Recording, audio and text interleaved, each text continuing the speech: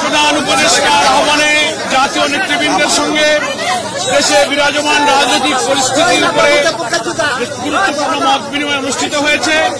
অত্যন্ত সুন্দর সফলভাবে মত বিনিময় শেষে এখন সাংবাদিক বন্ধুদের সামনে, গণমাধ্যমের সামনে সংক্ষিপ্তভাবে আপনাদের সামনে ব্রিফ করছেন বাংলাদেশ জামাত ইসলামীর সম্মানিত আমির ডক্টর শফিকুর রহমান।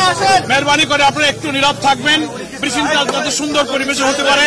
এখন সাংবাদিক বন্ধুদের সামনে আজকের মত বিনিময় সভার উপরে ব্রিফ করছেন বাংলাদেশ জামাত ইসলামীর সম্মানিত আমির ডক্টর শফিকুর রহমান।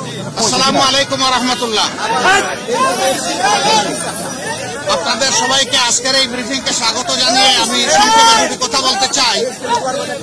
আপনারা কালকে সকল গণমাধ্যম এই সংবাদ পরিবেশন করেছিলেন যে মাননীয় প্রধান উপদেষ্টা আজকে সমস্ত দলের জাতীয় নেতৃবৃন্দকে এখানে আহ্বান জানিয়েছেন। আমরা সেখানে এসেছিলাম।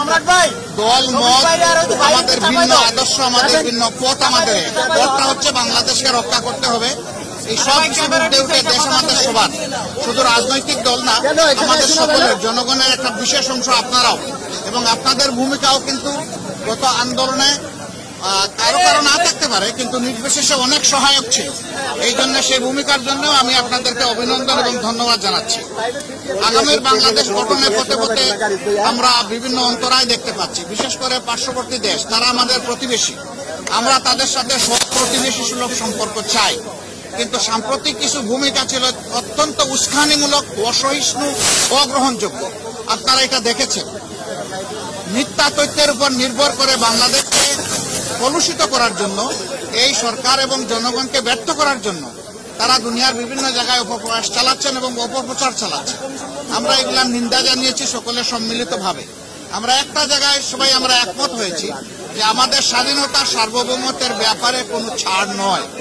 এখানে আমরা সিমেন্টেড থাকব, যেমন অতীতে ছিলাম, যেমন সম্প্রতি 5 অগাস্টে এই 24 সালে আমরা ছিলাম, এটাই আমাদের অব্যাহত থাকবে। এখানে পরামর্শ এসেছে রাজনৈতিক শীর্ষ নেতৃবৃন্দের সাথে, যেমন মত বিনিময় হয়েছে, ছাত্র সংগঠনগুলোর সাথে হবে, বিভিন্ন ধর্মীয় সম্প্রদায়ের সাথে হবে, আপনাদের সাথে হবে। আমরা সেই প্রস্তাব রেখে এসেছি এবং আমরা আশা করছি আপনাদের সাথেও মত বিনিময় হবে। এই সমস্ত অংশীজনদের সাথে মত বিনিময়ের পরে একটা জাতীয় ঘোষণা আসবে সরকারের পক্ষ থেকে। আমরা সেই ঘোষণার অপেক্ষায় থাকব এবং এই ক্ষেত্রে আমাদের যার যা প্রয়োজনীয় পরামর্শ আমরা সেটা দিয়ে সরকারকে সহযোগিতা করব। আরেকটি বিষয় আমরা অত্যন্ত ক্লিয়ারলি আমরা জানিয়ে দিয়েছি, এক্সট্রিমিজম বা চরমপন্থা যে দিক থেকেই আসুক আমরা তাকে ঘৃণা করি। এটাকে আমরা কোনো অবস্থায় প্রশ্রয় দিব না এবং মেনে নেব না।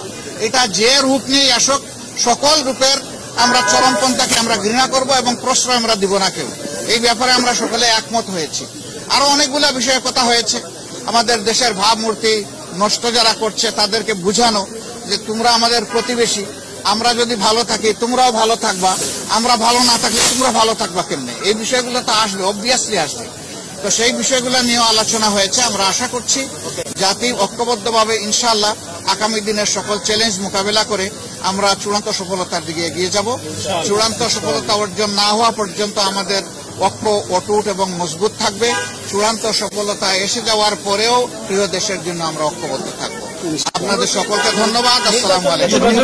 নির্বাচন নিয়ে ছোটখাটো কথা হলো, এটা নিয়ে কোনো কনসেনসাস হয় নাই বা ব্যাপকভাবে কোনো আলোচনা হয় না। থ্যাংক ইউ আপনাদের সকলকে। ভালো থাকবেন, আরো দেখা হবে ইনশাআল্লাহ, আরো কথা হবে।